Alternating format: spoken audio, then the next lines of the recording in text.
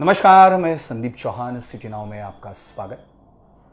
30+ years of experience, 73% success rate, 18,000+ successful deliveries and 1,600 surrogate babies. Yes, I am talking about one and only one most famous name in IVF world, award-winning obstetrician, gynecologist, and best IVF specialist, Dr. Naina Patel. नमस्कार। Namaskar, madam. A 5-time gold medalist. And least but not last, she is a mentor and medical director of Zivia IVF. Ma'am, you have 30+ years of experience in assisted reproductive technique, IVF, ICSI, and infertility treatment. Now tell me, first of all, what is IVF? IVF क्या होता है कि when a couple is not able to conceive, तो 1 साल तक try करते हैं, बच्चा नहीं होता है, तो उसको इनफर्टिलिटी बोलते हैं। और इनफर्टिलिटी जिसको बच्चा नहीं होता है, that doesn't mean all of them need IVF. पहले ओव्यूलेशन इंडक्शन होता है, उनका एग छूटता है, स्पर्म काउंट भी होता है, एंड देन एक्सरे करके ट्यूब्स या तो लेप्रोस्कोपी करके सब चेक कर लेते हैं कि ट्यूब्स ओपन है या तो कोई फाइब्रॉइड है, एडिनोमायोसिस है, सब चेक करके जब लगे कि IVF, लाइक से IVF हुआ था क्यों, जिसकी दोनों नलियाँ ट्यूब्स बंद होती है फेलोपियंस, उसके लिए फर्स्ट IVF बेबी हुआ। क्योंकि क्या होता है कि जो अंडा रिलीज़ होता है और जो स्पर्म ऊपर जाता है वो ट्यूब में मिलते हैं, फर्टिलाइज होता है और भ्रूण बनता है। तो क्या सोचा था साइंटिस्ट ने, डॉक्टर्स ने, कि ट्यूब्स बंद हो, उसके लिए ही IVF है। पर ICSI का ट्रीटमेंट 1991 में आया और पूरा चेंज हो गया। क्योंकि पहले क्या होता है कि पुरुष में स्पर्म्स यानी शुक्राणु बहुत कम हो जाते हैं, तो उसकी कोई ट्रीटमेंट ही नहीं थे। लेकिन ICSI आने के बाद 5 ही स्पर्म्स हो, 10 हो, या तो डायरेक्ट टेस्टिस में से निकाले, बाहर नहीं निकलता हो, उसका भी हो जाता है। तो IVF is a treatment for couples who have block tubes, wife की हो, एग्स बहुत कम हो गए हो, हस्बैंड के स्पर्म्स यानी शुक्राणु बहुत बहुत कम, 15 मिलियन से कम हो चुके हो, उसकी मोटिलिटी, हलन चलन नहीं है, या तो बार बार उसका IUI फेल गया हो, या तो लॉन्ग टाइम तक सब ट्रीटमेंट करने के बाद भी प्रेगनेंसी नहीं रुकती हो, तो उन लोगों के लिए IVF। और अभी एक और ऐड हो चुका है कि जेके लेडीज़ के एग्स ख़त्म हो जाते हैं, खुद का अंडा नहीं बना सकती, तो बाहर से अंडे डोनेट करके लेके हस्बैंड के स्पर्म से IVF ICSI करके वो भ्रूण वापस उसमें रख सकते हैं। तो ये सब चीज़ों के लिए IVF करना पड़ता है। ये जो चाइल्डलेस कपल है, जो निसंतान हम कहते हैं उनको, और आपने जो अभी इस टेक्निक में 30 ईयर्स से भी ज़्यादा बहुत काम किया है, वो जो असाधारण काम आपका है उसमें, और एक जो महत्वपूर्ण बात रही है कि आपने प्रसूति एवं स्त्री रोग या फिर IVF विशेषज्ञता या फिर जो बांझपन है उस पर जो आपने काम किया है, उससे कई जोड़ों को मदद भी मिली है। लेकिन ऐसे भी जोड़े हो सकते हैं जिन्होंने बहुत जगह IVF ट्रीटमेंट ली है लेकिन वो फेल गई है, तो फिर ऐसे जोड़े समझो आपके क्लिनिक में आए या फिर आपके सामने आए, तो क्या आधुनिक टेक्निक है उनका भी IVF सफल हो सकता है? There are lot of new advances that are coming up, and we in Zivia, हम लोग बहुत खुश है कि हम we are one step ahead. Zivia believes in taking one step ahead, एक स्टेप आगे चलो। क्योंकि कोई भी कपल आएगा वो निराश हो जाएगा, हताश हो जाएगा कि मेरा Are you meet that those desperate couples or not? Yes, we meet, we counsel. मेरा तो क्या है कि पॉजिटिव कपल को नहीं मिलती, पर नेगेटिव को तो मिलना ही है। क्योंकि एक तो उसका टाइम गया, पैसा गया, और उसका शरीर में दवाई भी गई, बाद में भी एक बच्चा हाथ में नहीं आता है, तो what is the reason? We have to analyse the full case right from the beginning, कि उसका अंडा देने का इंजेक्शन ठीक गया था, एग अच्छे निकले थे, स्पर्म में दिक्कत थी क्या, 2-3 महीना लाइफस्टाइल चेंजेस करके वो कर सकते हैं, क्योंकि जो एग आज निकलना है वो बॉडी में 3 महीने पहले डिसाइड हो जाता है। तो 3 महीने के अंदर ऐसी कोई बीमारी आई या खाने पीने में ध्यान नहीं रखा, स्पर्म भी is a 64 to 72 days process बनता है। तो वो सब लाइफस्टाइल हॉलिस्टिक अप्रोच सब पे हम ध्यान देते हैं। उसके बाद उसका प्रोसीजर डिसाइड करते हैं। उसके बाद पूरा एनालिसिस के बाद हम बोलते हैं कि देखो, अगर आपकी एज बड़ी हो गई है, AMH कम है और आपका बार बार फेल जाता है या मिस हो जाता है, तो ओवेरियन रिजुविनेशन करेंगे, क्योंकि ओवरीज में डॉर्मेंट सुषुप्त एग्स तो रहते ही है। तो 40 साल की लड़की को ऐसा नहीं बोलना है कि तेरी एज बड़ी है तू डोनर ही ले ले, नहीं। तेरा 2 IVF फेल गया, पर तीसरा करने से पहले हम लाइफस्टाइल चेंज करेंगे, डाइट चेंज करेंगे, एक्सरसाइज एरोबिक्स का प्लान देंगे और आपकी ओवरी को रिजुविनेट कर देंगे। आपके ही ब्लड में से platelet rich plasma growth factor निकाल के दोनों ओवरी में डालेंगे। फिर 2 महीने तक दवाइयाँ चलेगी। इफ़ यू आर लकी वो 2 महीने में भी आप कंसीव हो जाओगे। नहीं हो जाएंगे तो बाद में तीसरे महीने में IVF करेंगे, तो रिजुविनेशन का असर हो जाएगा, क्वालिटी एग की अच्छी रहेगी और एम्ब्रियो। एक एक स्टेप पे ध्यान देना पड़ता है। स्पर्म का तो हस्बैंड को भी बोलना पड़ता है कि yoga is very good for sperms, आपको डाइट में ये अखरोट वगैरह ज़्यादा खाना है, आपको तम्बाकू ड्रिंकिंग कुछ भी आदत हो, स्मोकिंग सब बंद करना है, हेल्दी लाइफस्टाइल, लैपटॉप लेके ज़्यादा काम नहीं करना, वो सब एडवाइस देंगे। बाद में उसका ट्रीटमेंट करेंगे। और लेबोरेटरी में भी बहुत सारे प्रोसीजर्स है। इंजेक्शंस के प्रोटोकॉल बदलेंगे। हमको पहले से ही पता है कम एग है तो ड्यूओ स्टिम 2 बार एक ही साइकिल में स्टिम्युलेशन वाला करेंगे। फिर लैब में भी टेक्निक्स आती है कि हम स्पर्म को एक्टिवेट कर सकते हैं, एग को एक्टिवेट कर सकते हैं, ताकि फर्टिलाइजेशन अच्छा हो और एम्ब्रियो क्वालिटी अच्छी हो। तो जो ब्लैंकेट प्लेन IVF ICSI का ज़माना गया, अभी हर इंडिविजुअल कपल, चाहे फर्स्ट साइकिल हो, चाहे 5-6 बार फेल हो के हमारे पास आए हो, इन सब का कस्टमाइज्ड IVF, कस्टमाइज्ड ICSI बोलते हैं। और इसका result is really better than a blanket plain vanilla IVF. So Zivia IVF use almost any advanced technique in IVF also. और हिस्ट्रोस्कोपी करके बच्चेदानी सही नहीं है तो सब एंडोमेट्रियल PRP करके वो ठीक कर देते हैं। हम सेल कॉन्सेंट्रेट से भी वो अच्छा कर सकते हैं। एम्ब्रियो को 3 दिन पे डालना, 5 दिन पे डालना नॉर्मल है वर्ल्ड ओवर। हम एक और टेक्निक करते हैं जिसको बोलते हैं कि हम 80 आवर्स ट्रांसफ़र के उसको निकाल देते हैं बाहर लैब में फ्रीज करके, फिर उसको ग्रो करके फिर उसको डालते हैं। वो ईरा टेस्ट है कि any day of cycle you can't put back embryo. Ladies का जो मेंस्ट्रुअल साइकिल 28-30 डेज़ का रहता है, उसमें सिर्फ 1.5 या 2 दिन तक वो विंडो ऑफ इम्प्लांटेशन है जब वो खुल जाता है और एम्ब्रियो एक्सेप्ट करता है। तो वो भी कब होता है, उसका डायग्नोसिस का भी एक टेस्ट ईरा आता है, ईरा इमा एलिस, वो भी हम करते हैं, ताकि सब कुछ लगा के कपल को बेस्ट पॉसिबल IVF ट्रीटमेंट दे के मोस्ट डिफ़िकल्ट केस में अच्छा से अच्छा रिजल्ट आए। एम्ब्रियो बार बार फेल जाते हैं, मिसकैरेज, तो एम्ब्रियो की बायोप्सी करके उसका नॉर्मल है कि एबनॉर्मल, जैसे स्ट्रक्चरल रीअरेंजमेंट भी होती है, ट्रांसलोकेशन बोलते हैं। सब नॉर्मल ब्लास्टोसिस्ट अच्छे बनते हैं, पर वो 10 बनेंगे उसमें एक ही नॉर्मल होगा, बाकी के 9 रखोगे तो फेल या तो मिसकैरेज।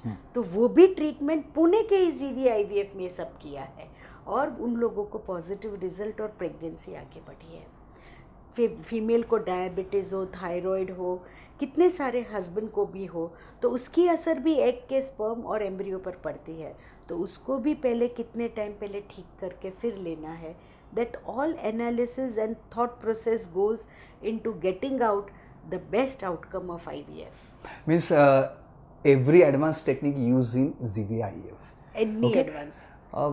और एक बात है कि सो आपका जो टैगलाइन या फिर जिसे हम कहते हैं कि लाइफ बिगिन्स हियर, ये जो हमने रखा है टैगलाइन, वो इसीलिए मायने रखती है कि यस, इधर जो चाइल्डलेस कपल अगर कोई आता है तो श्योर शॉट वो फेल नहीं जाएगा, उसको हमारी 100% 100% पर आप जानते हो सही बात। He is the decider. ऊपर वाला बोलेगा कि आज होना है तो हो जाएगा, but yes, Zivia is very ahead in technology and Zivia is blessed. Yes, ये ओवल्यूशन डिसीज जो है वो अगर कुछ प्रॉब्लमेटिक रहता है तो भी आईवीएफ का अच्छा जीविया के अंडर काम हो सकता है। यस, जिसका डिलेड ओव्यूलेशन होता है, जल्दी हो जाता है, पीसीओ आजकल पिकॉस बोलते हैं, पॉलिसिस्टिक ओवरीज बहुत बढ़ गया है यंग गर्ल्स में, क्योंकि लाइफस्टाइल बहुत चेंज हो गई है। Environmental, junk food, less of exercise, more of social media, TV time, तो उस सब मिला के स्ट्रेस, तो पॉलिसिस्टिक ओवरीज की जो लड़कियां होती है उसका एएमएच बहुत हाई, वज़न बढ़ जाता है, obesity has become a big contributor के इनफर्टिलिटी के रीज़न बन गई है। और जो लड़कियों का 3 महीने में एक बार पीरियड आता है या तो बहुत सारे एग्स हैं, उन सब की ट्रीटमेंट यहाँ हो जाती है। और ऐसा नहीं जीविया सिर्फ IVF, we try to see that naturally भी हम दे सके उसको प्रेगनेंसी, सिर्फ लेप्रोस्कोपी से भी ट्रीट करके कर सके, आईयूआई और आईवीएफ सब।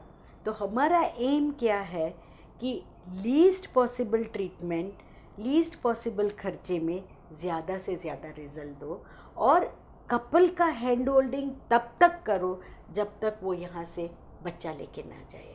That's why life begins here. यहाँ आओगे तो हमारा कोशिश रहेगा, ऊपर वाले का आशीर्वाद रहेगा और वादा रहेगा कि बच्चा लेके जाओगे। यस, मैं और भी मेरे जहन में बहुत सारे सवाल हैं, मैं मैडम से ज़रूर पूछूंगा, लेकिन ब्रेक के बाद आप देखते रहिए Jeevia IVF with best most famous IVF specialist doctor Naina Patel. पुण्यासह पिंपरी चिंचवडमध्ये विविध केबल नेटवर्कवर पाहता येणारं एकमेव local channel city now, GTPL 469, Hathway 534, in PCMC 452, city cable 92 आणि ICC 715 केबल नेटवर्कसह यूट्यूब, फेसबुक, इंस्टाग्राम या सोशल मीडियावरही पाहत रहा सिटी नाऊ।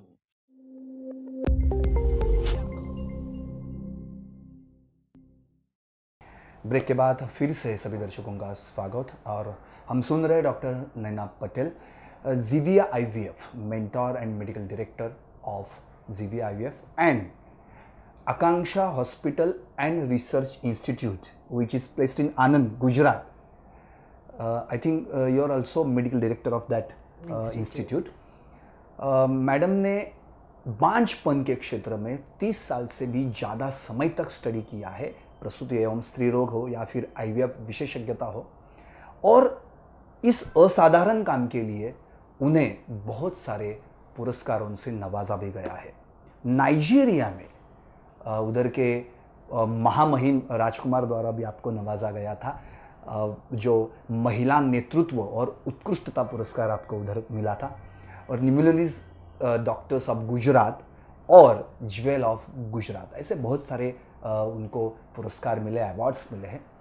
मैडम, जो अभी आपने बताया कि जो शुक्राणु या स्पर्म्स रहते हैं उनकी मोटिलिटी पे भी डिपेंड रहता है, तो वो भी कुछ इस पे प्रभाव पड़ सकता है चाइल्डलेस होने का उस कपल्स को? यस, जैसे बोलते हैं कि husband is 50% responsible, 30% wife, not only responsible, only female, male also, male भी, पुरुष का भी इतना ही इसमें सहयोग है कि बच्चा होने में ऐसा नहीं कि काउंट अच्छा है तो मेरे को बच्चा हो ही जाएगा। मोटिलिटी कम हो सकती है, एबनॉर्मल स्पर्म्स, तो मोटिलिटी WHO ने बोला है 38% तो मिनिमम होनी चाहिए, उससे कम हो तो नेचुरली प्रेगनेंसी नहीं रुकती, IVF, ICSI, ICSI करना ही पड़ता है। कई बार तो 80 मिलियन काउंट और 0% मोटिलिटी, तो हम उसको एक्टिवेट करते हैं कैल्शियम आयोनिफोर, पेंटॉक्सीफाइलिन या इरेक्टिक स्टिमुलस दे के, और टेस्टिकुलर रिजुविनेशन भी करते हैं। जैसे ओवरी में एग्स है उसको रिजुविनेट किया, स्पर्म्स को भी कर सकते हैं। कम स्पर्म काउंट हो, बार बार IVF, ICSI भी फेल जाता हो, या तो मोटिलिटी एबनॉर्मल बहुत हो, तो उसमें हम PRP डाल के स्पर्म्स एक्टिवेट कर सकते हैं।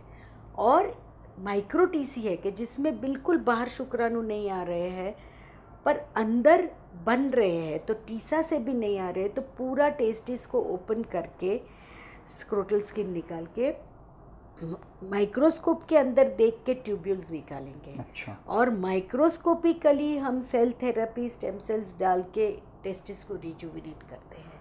तो that is a very advance technique, probably अभी तो शुरू होने वाला है। तो that also we are starting कि मेल को उसके खुद के स्पर्म से बच्चे हो।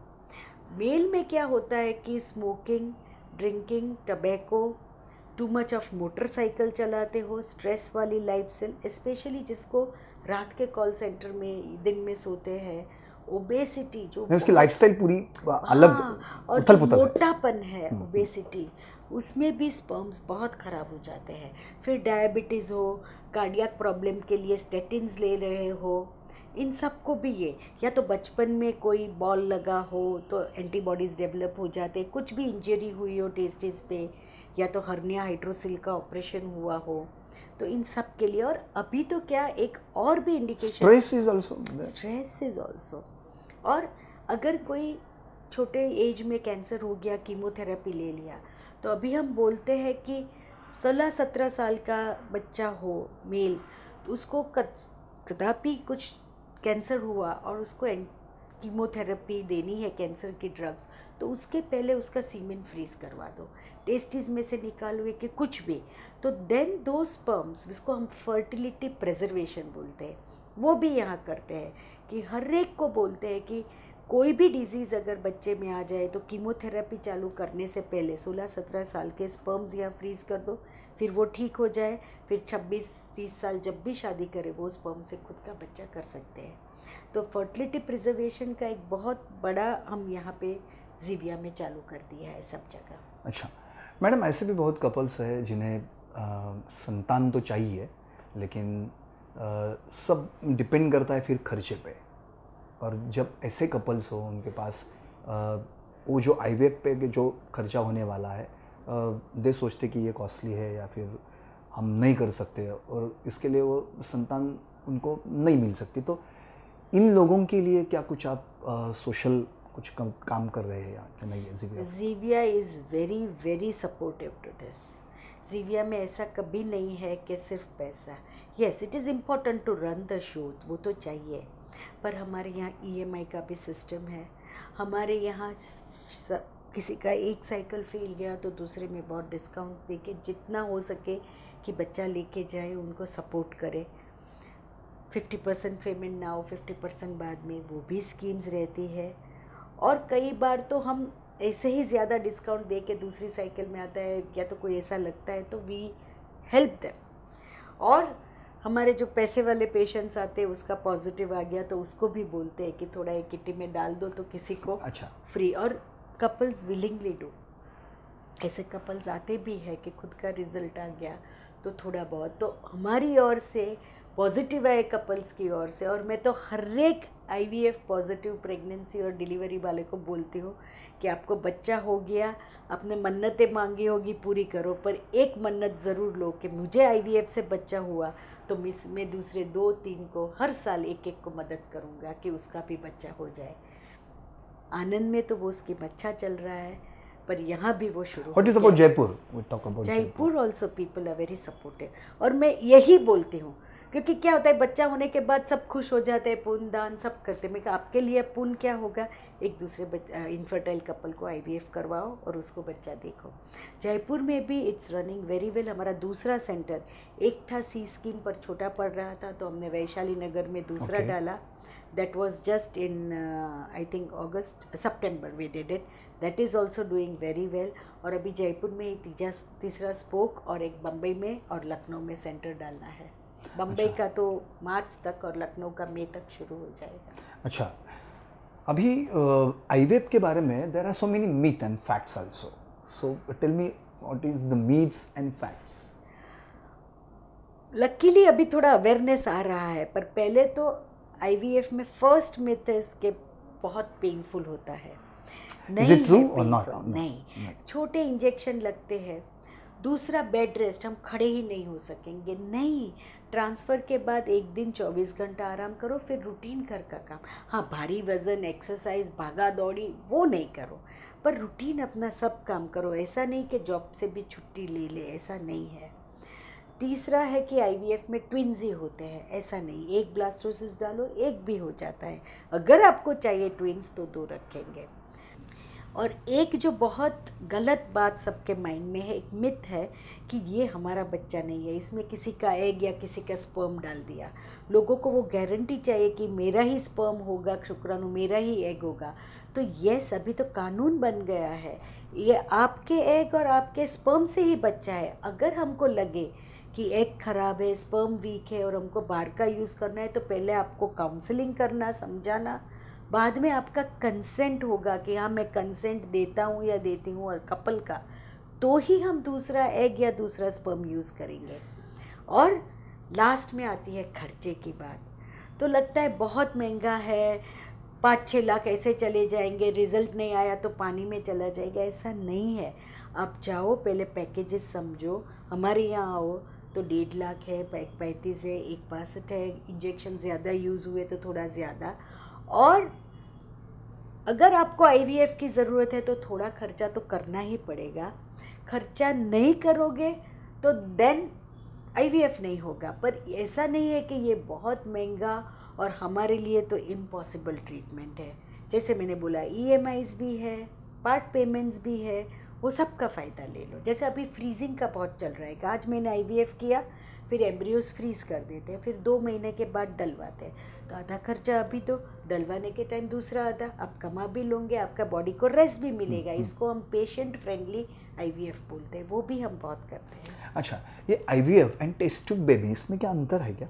IVF is test tube baby, layman में in vitro fertilization. In vitro fertilization शुरुआत में टेस्ट ट्यूब में होता था कि एग भी डाले और स्पर्म। अभी तो पेट्री डिश में हो रहा है। तो इन विट्रो, बाहर जो हम फर्टिलाइज ट्यूब में होता है वो इन विवो, शरीर में बाहर करते हैं उसको इन विट्रो, क्योंकि हम एग वो टेस्ट ट्यूब बेबी जो अंदर है, वो अंदर रहता है। एग निकाल, देखो लेडी को पहले दिन से इंजेक्शन लगेंगे, बीच में एक बार 6ठे दिन पे, 9वें दिन पे सोनोग्राफी, 12वें दिन पे अंडे निकालेंगे, तब एनेस्थीसिया देके नीचे से ही, स्टिच नहीं आता, कट नहीं होता, 3 घंटे के बाद छुट्टी, शाम से अपना काम कर ले। और उसी टाइम हम स्पर्म लेंगे और एक पेट्री डिश में माइक्रोस्कोप के अंदर जो अंडा निकाला है उसको स्पर्म उस पर डालेंगे, उसको आईवीएफ। अगर हम एक अंडे के अंदर एक स्पर्म का इंजेक्शन करते हैं उसको आईसीएसआई। तो ये आईवीएफ और आईसीएसआई में अंतर है। अच्छा, और एक बात है कि ये जो आईवीएफ है, और जब जैसे आपने बताया कि ICSI, IVF, test tube baby, but what is the age limit for IVF? क्योंकि ऐसे बहुत से कपल्स है जो ये सोचते कि अरे अब मैं एज बार हो गया मेरा, तो अब मैं नहीं कर सकता। देखो, नया कानून आया, उसके हिसाब से 21 to 50 ईयर्स लेडीज़ के लिए और 21 to 55 मेन के लिए। पर लेडीज़, मेन का तो स्पर्म हर 2 महीने पे नया बनता है, 50-60 जो भी उम्र है। पर लेडीज़ का एग्स बाय बर्थ रहता है और वो 32 के बाद कम होने लगता है, 35 के बाद ख़राब भी हो जाता है। अच्छा। तो 40-45 तक तो ठीक है, 40 के बाद चांसेस कम होते हैं, उसके एग से नहीं होता तो लास्ट में डोनर पे जाना पड़ता है। पर 45 to 50 में तो डोनर का ही ज़्यादा इस्तेमाल होता है। तो ऐसे हमने बहुत कपल्स की, हाँ, 48 पे भी आते हैं, हेल्थ सही है, कुछ प्रॉब्लम नहीं है, यूट्रस सही है, तो अंडा बाहर से लो, हस्बैंड के स्पर्म से एम्ब्रियो बना दो और वो यूट्रस में डाल दो, तो उसके रिजल्ट तो बहुत अच्छे आते हैं। तो ऐसे बहुत से क्रूशियल ऑपरेशंस भी आपने किए होंगे जो आपकी पूरी उधर मेहनत लगी होगी, स्टडी किया होगा। बहुत ऐसे केसेस है कि जिसमें बोल दिया है कि अभी बच्चा होगा ही नहीं, अडॉप्ट कर लो, सरोगेट करो, उसमें भी खुद को प्रेगनेंसी रुक के बच्चा करवाया है। So that all advance techniques and how we are advancing is important. What is the, व्हाट इज द सरोगेसी? ये सरोगेसी क्या है, ये नहीं समझा। सरोगेसी क्या होता है कि कितनी लेडीज़ है, 1 in 4,000, 4,000 में से एक लड़की ऐसी है, नीचे आप देखें, उसका बाय बर्थ यूट्रस नहीं है। तो वो बहुत बड़ा नंबर बन जाता है। तो वो लेडीज़ को अभी यूट्रस ट्रांसप्लांट तो सक्सेस इतना नहीं है, बहुत उसके रिजल्ट नहीं है। तो उसको अगर खुद के अंडे से, भगवान ने ओवरी दी है पर बच्चेदानी देना भूल गए, तो उनके लिए सरोगेट है।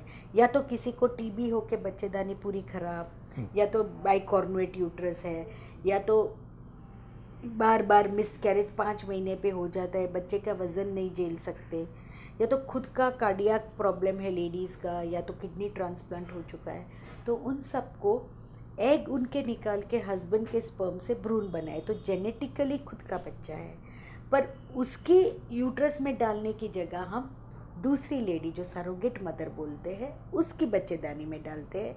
वो कैरी करती है, प्रेगनेंसी रुकती है, 9 महीने के बाद जब डिलीवरी होती है तो वो बच्चा जो कपल का भ्रूण था उसको वापस दे देती है। ये सरोगेसी है। अब एक लास्ट क्वेश्चन, आपने बहुत सारे IVF ऑपरेशंस किए, टेक्निक द्वारा बहुत सारे संतानों ने भी जन्म लिया है, वो संतान जब बड़े होके आपके पास कभी आपको मिलने के लिए आए हैं?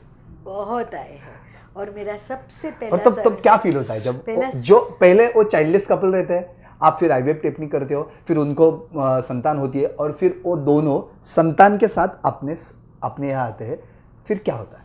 अरे इतने सारे कपल्स ने अपनी लड़की का नाम नैना रखा है, लड़के का नाम नयन। आज भी नैना का मैसेज आ जाता है, क्या कर रहे हो डॉक्टर आंटी, तो उसका नाम, मैंने बोला क्यों नैना रख रहे हो, तो कि नहीं हमको नैना। अभी के कॉलेज में जो कोई हो गए कोई कितने, और जो मेरा फर्स्ट सरोगेसी केस था जो ग्रैंड मदर ने किया था, अच्छा, लड़की का बच्चेदानी नहीं था, हाँ। वो UK में उसकी शादी हुई थी, वहाँ बोला सरोगेसी, पर सरोगेट भी नहीं मिलती, बहुत एक्सपेंसिव, तो उसकी माँ उस टाइम 46 ईयर्स की थी, हाँ। वो बोली मैं उसकी सरोगेट बनूंगी, और उसने ट्विंस लड़का लड़की को जन्म दिया। That is exceptional case, very exceptional, first in Asia and 5th in the world. जब 2004 जनवरी में बर्थ हुआ, 2003 में मैंने किया। You done that surrogacy? Yes, that is the first in the Asia. तो वो बच्चे कभी 18 साल के हुए तो इंडिया आए, मुझे मिलने आए, कोविड के पहले ही आई थिंक। अच्छा। तो उस टाइम तो बहुत इसका हुआ था कि डॉक्टर्स अपने आप को भगवान समझ रहे थे, गलत है, ये कैसे अपने सन इन लॉ के एम्ब्रियोज पर उसकी लड़की के कर सकते हैं। तो वो जो दोनों मुझे मिलने आए लंदन से, मदर भी आई, नानी माँ भी आई जिसने ये किया था, तो वो लड़का क्या बोला, उसने मेरे पैर टच करके बोला कि डॉक्टर मैं तो आपको भगवान मानता हूँ, कि अगर आपने ये ट्रीटमेंट नहीं की होती तो मैं और मेरी बहन ये दुनिया में आए ही नहीं होते। तो लोगों को जो बोलना है बोले। और एक और बात भी की कि आई लव माई मदर, मैं अपनी मदर को बहुत प्यार करता हूँ, पर आई अडोर एंड वर्शिप, मैं मेरी नानी है जो मदर की मदर, उसकी मैं पूजा करता हूँ, क्योंकि वो सरोगेट बनी तो मेरी माँ को 2 बच्चे हुए और हम आए, और मेरी माँ की लाइफ खुशी से बदल गई। तो he is literally worshipping his grand mother. दुनिया बोल रही थी कि ये क्या है, बहुत ख़राब चीज़ है, पर जाके उस घर में देखो कितनी खुशी है। और 2 लड़के लड़की अभी 18 साल में क्या सोच रहे हैं। सही बात। दे वर सेइंग कि ये कंफ्यूज हो जाएंगे, उनको पता नहीं चलेगा अपनी माँ कौन, नानी कौन। हाँ, तो वो तो बोले खुश है, हमको तो 2 माँ है। सही बात है। यस, थैंक्स मैम, आपने बहुत अच्छी तरीके से और सीधे साधे भाषाओं में हमें समझाया कि IVF क्या है। हमारे जो ऑडियंस देख रहे हैं उनमें भी बहुत सारे चाइल्डलेस कपल रहेंगे, तो वो एक ही अब बात ध्यान में रखें जो अभी मैडम ने बताया है, खर्चों का टेंशन मत लीजिए, इधर आप आ सकते हो, इंस्टॉलमेंट भी इधर है, और सबसे बड़ी बात ये जो मिथ जो है, जो भ्रम है इस IVF के बारे में, वो भी मैडम ने दूर किया है। सो धन्यवाद मैडम, आपने हमारे साथ बातचीत की और IVF क्या है, ICSI क्या है, ये पूरा डिटेल में समझाया। Thank you, thanks a lot. Thanks a lot. So ये थी डॉक्टर नैना पटेल, जिन्होंने कई सारे चाइल्डलेस कपल के जीवन में संतान लाके IVF द्वारा आनंद दिया है, उनको आनंद दिया भी और आनंद खुद लिया भी। अगर आपको भी आनंद चाहिए, अगर आप चाइल्डलेस कपल हो, तो सीधा ज़ीविया IVF में आइए और डॉक्टर नैना पटेल पे भरोसा कीजिए, और फिर देखिए आपके जीवन में एक संतान और उसके साथ आनंद भी दौड़ेगा। देखते रहिए सिटी नाउ। पुण्यासह पिंपरी चिंचवडमध्ये विविध केबल नेटवर्कवर पाहता येणारं एकमेव local channel city now. GTPL 469, Hathway 534, in PCMC 452, city cable 92 आणि ICC 715. केबल नेटवर्कसह यूट्यूब, फेसबुक, इंस्टाग्राम या सोशल मीडियावरही पाहत रहा सिटी नाऊ.